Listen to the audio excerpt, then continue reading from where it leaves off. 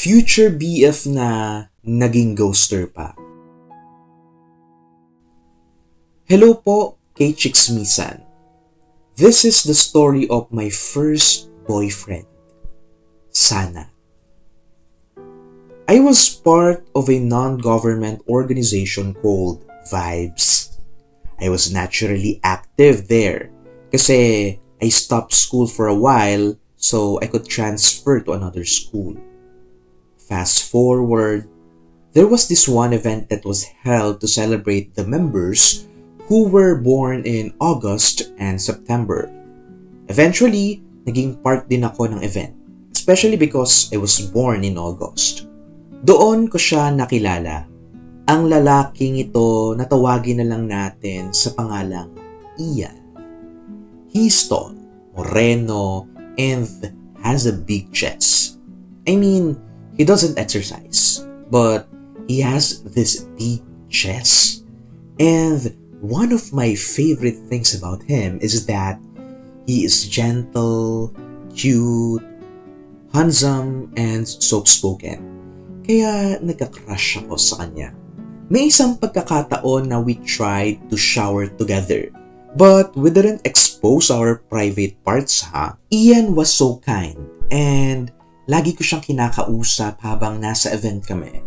Inaasar-asar na rin nila ako na masyado daw ako malandi kasi halata raw ang kilos ko sa kanya. And then, nag-usap kami before umuwi. We agreed na maglalaro kami ng ML. And then, ayun, tuloy-tuloy na ang pag-uusap namin. Hanggang bago mag-Christmas. I didn't know that nung mga panahon na yon kung trip niya lang ba akong landiin o if may something talaga. So, ang nangyari, we started flirting with each other without any label. But, there was this one time na chinat ko siya ng napakaraming messages. Pero hindi siya nag-response. As in, wala talaga. Even though nakakakutob na ako na gino-ghost niya na ako. At first, I didn't acknowledge it. Pero after 2 to 3 days, nakonfirma ko na ginost niya na talaga ako. So, syempre, I was sad. Kasi pinaloloadan ko pa naman siya every week. And I even gave him 300 diamonds just to buy a skin in ML. And then one day, nakausap ko ang mga kaibigan niya, which were also my friend at first. They told me na he liked me too, but he couldn't handle the teasing from his co-workers. Kaya ayun, nagdesisyon siya na i-ghost ako. Pero as an observant person, alam ko na agad niya rin naman akong i-ghost. Kaya syempre, I made the right move.